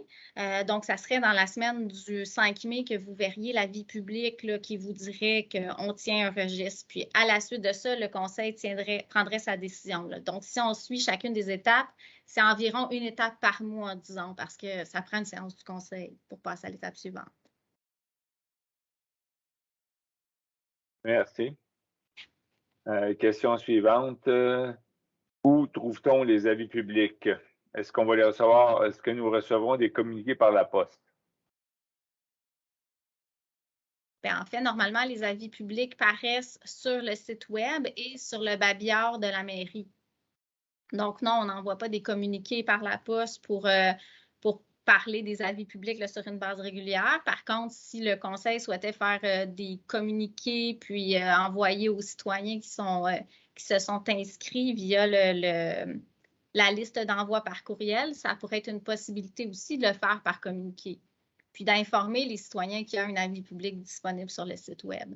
Mais comme ça a été fait pour des projets dans le passé, il va aussi avoir une page sur le site Web qui va être consacrée à ce projet-là, sur laquelle vous allez pouvoir vous promener puis voir les différentes étapes et les avis publics qui vont paraître. Puis on va laisser les avis publics passer aussi, même si on est rendu à l'étape suivante, là. Parfait. Question suivante. Pour la personne qui vote, est-ce le locataire ou le propriétaire du terrain? Bien, en fait, normalement, c'est le propriétaire du terrain qui vote. Parce que quand on est en validité d'une demande, bien, c'est sûr, comme je vous disais, il faut qu'il y ait une procédure d'enregistrement, il faut qu'il y ait suffisamment de personnes, mais dans la condition, on doit indiquer le titre du règlement, il faut que vous indiquiez, comme je vous disais, la disposition qui en fait l'objet, il faut que ça soit signé par des gens. Puis pour être une personne intéressée, il faut être domicilié au Québec, il faut être un propriétaire d'un immeuble ou l'occupant d'un établissement d'entreprise, là, au sens de la loi sur la fiscalité municipale. Donc, le voteur devrait être le propriétaire. Que je vais au suivant. Bon, quelles sont les dates pour tout ça? C'est-à-dire, disons, à quel moment les gens vont pouvoir s'inscrire, présenter ce qu'on peut appeler tout à l'heure la pétition, là?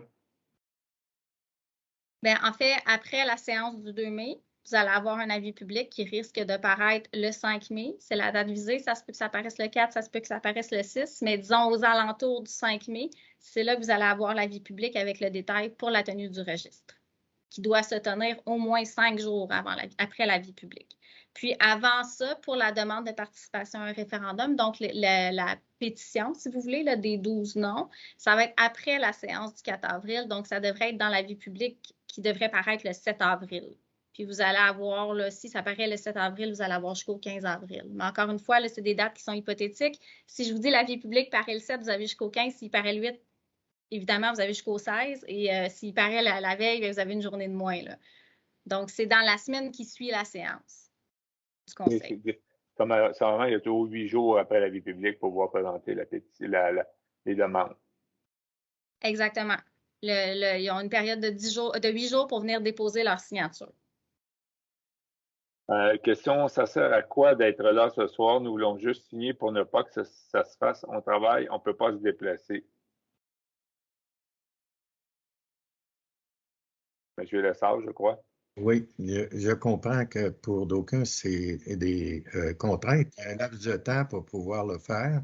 Je pense que ce n'est pas toute la même journée, là, il y a un laps de temps. Il faudrait voir comment on peut accommoder, mais ça fait partie des contraintes, hein? Vous avez probablement vu, il y a des contraintes réglementaires et des obligations réglementaires à toutes les étapes chez nos gestionnaires, M.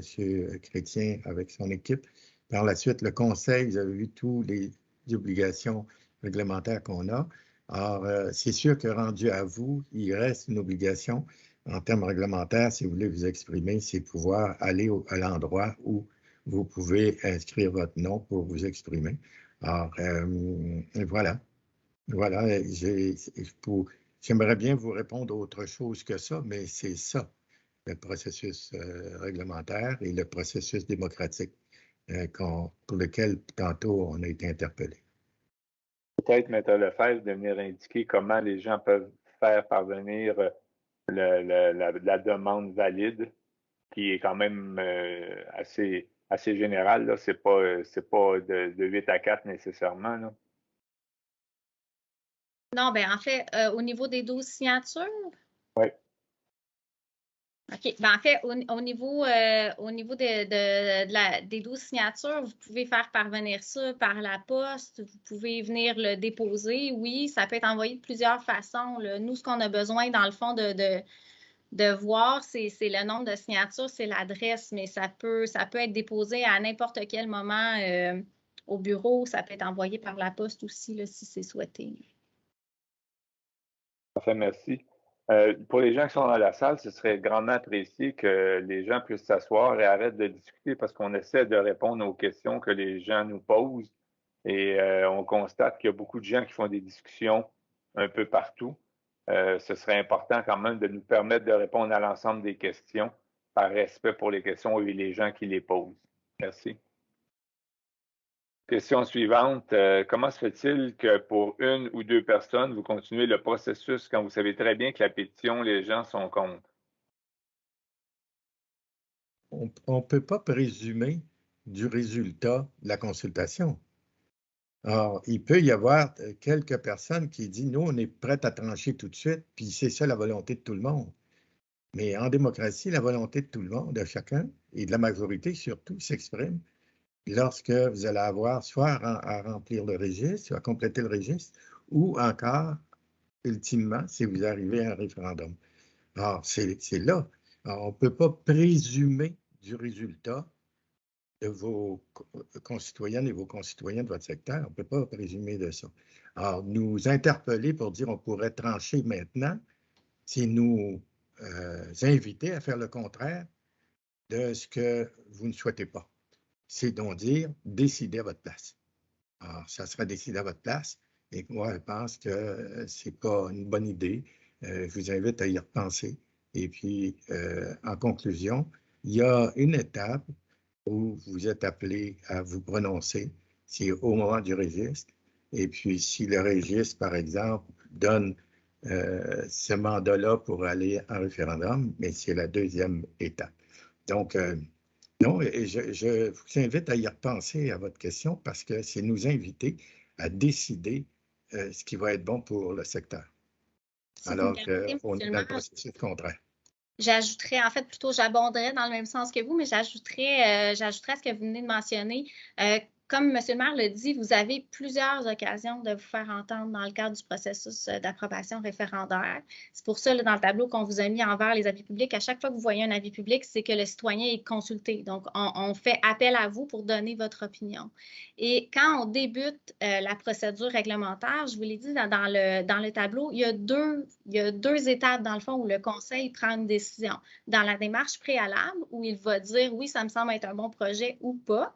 Et une fois que la procédure réglementaire est débutée, la loi, ce qu'elle prévoit, c'est qu'on suit le cours du processus jusqu'à temps qu'on arrive à l'étape 5, où là, on a reçu un nombre de demandes valides et le conseil fait le choix d'aller de l'avant ou de retirer le projet.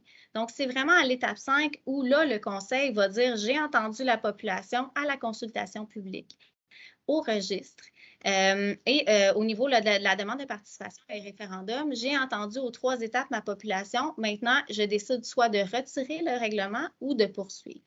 Donc, il est trop tôt encore à cette étape-ci du processus pour que le conseil retire le règlement. Là. La coutume est qu'on se rend vraiment jusqu'à ce qu'on ait consulté aux 3 étapes la population. Si le projet est refusé, est-ce vrai de dire que nous ne profiterons pas de l'augmentation majeure de la valeur de nos maisons mobiles, étant donné que nos terrains vont avoir une valeur de plus de 100 000 x 2 égale 200 000 en plus de la valeur de la maison? Si je peux t'arrêter une réponse, c'est sûr que à partir du moment que le projet est refusé, tout l'impact qu'on a parlé au niveau de la valeur des propriétés risque de ne pas se produire, effectivement. Mais l'évaluation étant tellement... je vais utiliser le terme aléatoire dans le sens qu'est-ce qui va se produire dans les 3-4 prochaines années au niveau du marché immobilier, c'est très difficile à dire et c'est ce qui impacte le plus, évidemment, la valeur des propriétés. Donc, si le marché continue à croître comme il le fait depuis les 2 dernières années, les terrains vont continuer à prendre de la valeur. Peut-être pas les maisons comme telles, mais les terrains vont certainement prendre de la valeur. Mais si le marché devait s'effondrer un peu, c'est sûr qu'il va y avoir un rétablissement des valeurs. C'est officiel. Donc, c'est difficile de répondre clairement à cette question-là, à savoir, ça dépend plus du marché que du projet, à mon opinion. Si je suis propriétaire du bâtiment, je serai habile à voter ainsi que le propriétaire du terrain. Là, je pense qu'on fait une distinction propriétaire du bâtiment versus propriétaire du terrain. Est-ce que les deux ont le droit de voter ou seulement le propriétaire du terrain? C'est une bonne question. C'est la première fois que la situation se pose, mais si je me fie aux dispositions de la loi qui viennent prévoir les personnes, en fait, pour être une personne intéressée ou pour être une personne habile à voter, on ne fait pas la distinction à savoir si vous êtes propriétaire là, du bâtiment. On dit que vous devez être propriétaire. Donc, c'est vraiment être domicilié dans une zone, être frappé d'aucune incapacité. Et vous deviez être le propriétaire d'un immeuble. Mais si vous êtes propriétaire d'un immeuble, un immeuble, c'est pas juste un bâtiment, c'est aussi un terrain. Donc, selon moi, les deux seraient considérés comme des personnes habiles à voter. Je validerai là, tout de même l'information auprès du MAMACH et du DGE, mais selon moi, comme ce n'est pas un cas qui est spécifique à la loi, je suis d'avis qu'on va la plupart du temps donner la chance aux citoyens de faire valoir son opinion. Donc, selon moi, ça sera considéré comme deux personnes habiles à voter. Mais comme je vous dis, la loi n'est pas précise à cet effet-là. Je vais valider l'information puis je m'assurerai que ce soit clair pour les citoyens au moment de la vie publique. Comment fait-on pour s'inscrire pour recevoir les avis publics?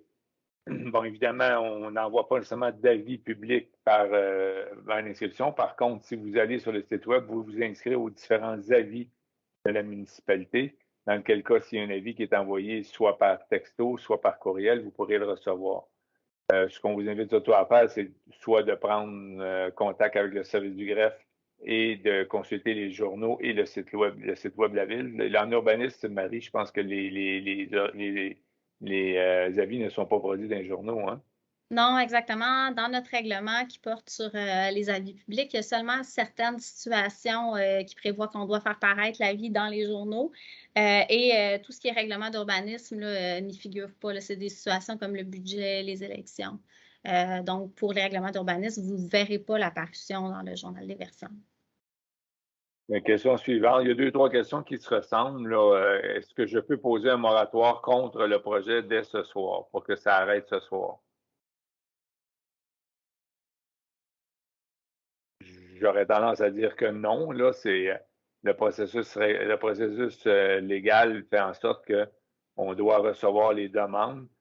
S'il y a suffisamment de demandes, le conseil peut retirer le projet ou aller en registre. Si on va en registre et qu'il y a suffisamment de demandes, encore une fois, le conseil peut retirer le projet ou aller en référendum. Donc, dès ce soir, c'est comme impossible de pouvoir retirer le projet sur une demande simplement. Ça fait 50 ans que je reste là. J'ai payé des taxes durant tout ce temps. Je trouve que ça équivaut, ça me fait penser. Je comprends pas vraiment la question, là. Je suis désolé, là, mais je vais de déchiffrer une question dans ça. Je ne semble pas avoir d'autres questions. Avez-vous figuré que c'est démotivant d'investir dans nos propriétés? Si vous permettez là-dessus, c'est parce que je suis... moi, l'invitation que je fais, c'est de prendre conscience qu'on est dans une étape de consultation. L'étape de consultation, c'est de vous informer du projet.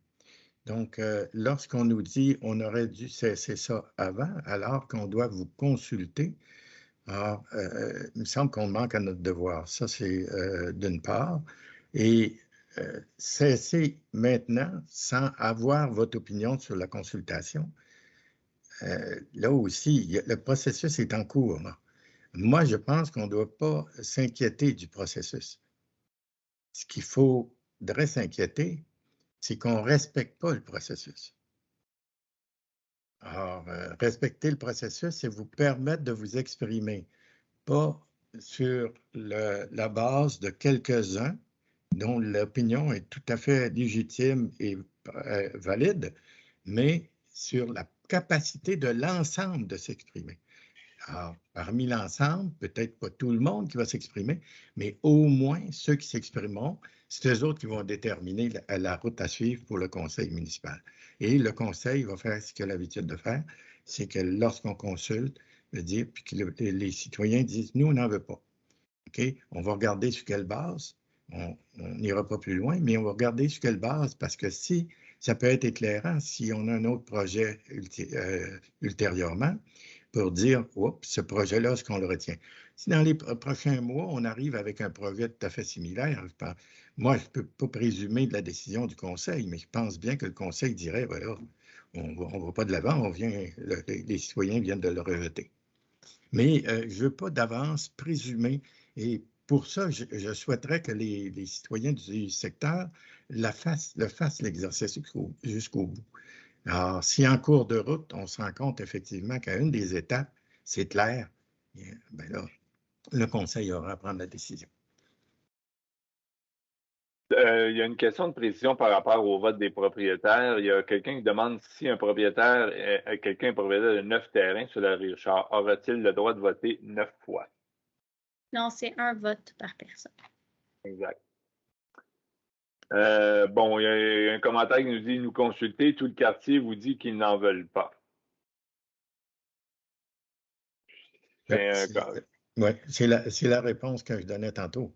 C'est la réponse que je donnais tantôt. Le quartier, il y a des gens, on entend une partie du quartier. Une partie qui n'est pas négligeable, on l'a vu dans les questions, mais il y a une opinion de refus avant même qu'on réponde aux questions. Peut-être que nos réponses vont faire en sorte que les citoyens qui ont déjà pris une décision ne changeront pas de décision. Mais moi, j'ose espérer que lorsqu'on nous pose des questions et qu'on répond à ces questions-là, que ça puisse faire aussi l'examen de la personne concernée dans sa décision. Alors, sinon, l'exercice, je dirais, est futile, là. Est futile. Donc, pour ça, moi, je trouve que c'est très positif que vous soyez nombreux, que vous exprimiez, vous posiez les questions que vous avez posées. Je vous invite aussi, pour les personnes qui ont posé des questions puis qui n'ont pas tout à fait saisi la réponse, vous allez avoir aussi sur le site de la municipalité les réponses à toutes vos questions. Vous allez pouvoir le revoir aussi. Et moi, je ne serai pas contrarié si vous dites « on n'en veut pas ». Nous, ce n'est pas notre projet. Nous, notre responsabilité, c'est de faire cheminer ce projet-là dans le processus démocratique. Et on est là. On est là, on ne peut pas nous blâmer de faire le processus démocratique. C'est une des premières questions que vous avez posées. Est-ce que vous allez respecter le processus démocratique? On est dedans, là. Alors, puis je trouve que vous faites bien ça parce que je l'ai dit au début, puis je réitère, la qualité des questions, la légitimité des questions, ce qui nous a amené effectivement, nous, à faire les réponses qu'on a là. Vous avez aussi contribué ce soir avec des questions additionnelles. Alors, donnez-vous le temps de regarder ça. Si vous ne changez pas d'opinion, pour ceux qui ont déjà une opinion, ben, je ne vais pas présumer de cette opinion-là maintenant, mais le souhait qu'on a, nous, dans ce processus-là, c'est qu'il y ait le plus de monde possible qui s'exprime parmi ceux qui ont le droit de venir s'exprimer dans ce secteur-là. Une autre question. Est-ce que je m'excuse, si tu me permets, j'ajouterais peut-être aussi, M. le maire, juste qu'on a aussi un souci de respecter le droit du demandeur de faire une demande de modification de zonage puis de traverser les différentes étapes de la loi parce que la loi permet aux gens de faire des demandes. Donc, à partir du moment où on a commencé le processus, c'est important justement de laisser la population, oui, s'exprimer, mais aussi de respecter le droit du demandeur de traverser les différentes étapes avant que son projet soit refusé. Et M. le maire, vous mentionnez que vous allez avoir, oui, le compte-rendu de la rencontre de ce soir, mais au-delà du compte-rendu, s'il y a des questions qui subsistent ou s'il y a des réponses qui pour vous ne sont pas claires, vous pouvez toujours communiquer avec les services de l'urbanisme ou avec les services juridiques du greffe, puis ça nous fera plaisir de répondre à vos questions. Les réponses à vos questions ne se terminent pas avec la fin de la rencontre de ce soir. Là. Vous avez le droit de poser des questions tout au courant du processus, puis vous avez le droit de revenir en arrière sur des étapes qui sont déjà passées pour être certain de bien les avoir comprises. On nous demande est-ce que les avis publics ne pourraient pas être envoyés par la poste aux propriétaires? Bien, c'est pas que ça pourrait pas. Mon inquiétude, c'est que ça va vous causer un faux sentiment de sécurité. Si je vous donne 8 jours pour participer faire une demande de participation au référendum, donc ça, c'est recueillir vos 12 signatures. puis que Poste Canada, ça lui prend 6 jours avant de livrer l'avis public chez vous. Ça va vous donner juste 2 jours pour recueillir vos signatures puis venir porter vos signatures. Donc, le malaise est un peu à ce niveau-là. -là, c'est qu'il y a des délais qui sont courts, entre autres, pour annoncer le registre. Bien, je dois faire paraître l'avis public 5 jours avant la tenue du registre. Mais si je vous envoie l'avis public par la poste, que vous ne regardez pas sur le site web, vous ne vous déplacez pas non plus pour venir voir la babillard de la mairie, puis vous le recevez le lendemain du registre parce qu'il y a eu un problème avec la poste, j'ai un malaise à m'engager à vous envoyer les avis publics par la poste, étant donné que les délais peuvent être courts. Je ne voudrais pas que vous vous fiez sur ça pour les recevoir. Pour l'instant, je n'ai pas d'autres questions. Je ne sais pas s'il y a des gens qui veulent prendre la peine de poser d'autres questions. Je vais attendre quelques instants, mais je ne vois toujours pas de nouvelles questions. Donc, on peut arriver à la conclusion s'il n'y a pas d'autres questions. Je pense qu'il est dans l'ordre de vous remercier sincèrement au nom du conseil municipal, aussi au nom aussi de notre personnel qui travaille à effectivement s'assurer que tout se fasse dans les normes et avec le plus grand respect pour votre opinion. Alors, le processus n'est pas complété. Il est très exigeant à toutes les étapes. Hein. Alors, il est exigeant pour nos gestionnaires, donc M. Chrétien, Mme Lefebvre, M. Beaupré et leur équipe. Il est exigeant pour le conseil municipal. Et puis, et aussi, vous avez l'opportunité de vous exprimer maintenant. Assurez-vous de pouvoir vous exprimer selon votre volonté là, dans les délais prescrits. Donc, je remercie très sincèrement là, les personnes qui nous ont accompagnés dans cet exercice-là ce soir, Mme Lefebvre, M. Chrétien et M. Beaupré, mes collègues d'avoir été là aussi, mais de façon tout à fait particulière pour les gens du secteur. Vous, là, qui avez pris la peine de nous écrire, exprimer votre opinion et poser vos questions et être là ici ce soir. Moi, ça m'encourage à penser que ça va nous aider à prendre la bonne décision, ça c'est sûr, dans cette perspective-là. Alors, je ne sais pas si vous avez des choses à ajouter en complément. J'ai une question encore qui vient de s'ajouter. Pour la signature du registre, est-ce que le tout peut se faire par signature électronique? Dans l'état actuel des choses, non, on est revenu à l'ancienne procédure. Donc, il n'y a plus de particularité COVID. Avant, en période de COVID, on vous permettait même de signer par courriel. Mais là, on est revenu à la procédure qui datait d'avant l'état d'urgence, qui fait en sorte que la signature doit être manuscrite. Merci. C'est bien. Alors, je vous souhaite à nouveau un gros merci à tout le monde et je vous souhaite une bonne fin de soirée. À bientôt.